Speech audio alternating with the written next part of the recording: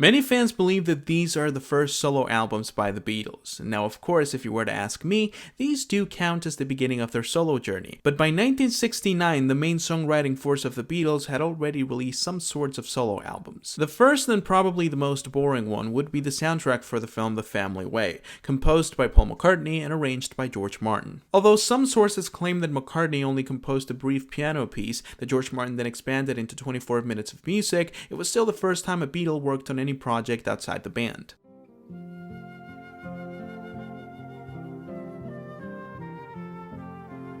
However, the first time a Beatle genuinely devoted himself to a non-Beatle album would be the soundtrack for the Wonderwall film, produced, composed, and performed by George Harrison. Given George's fascination for Indian culture and the fact that he wasn't able to fully show it in his Beatle compositions, the making of this album definitely played an important part in keeping George in the band for a few more albums.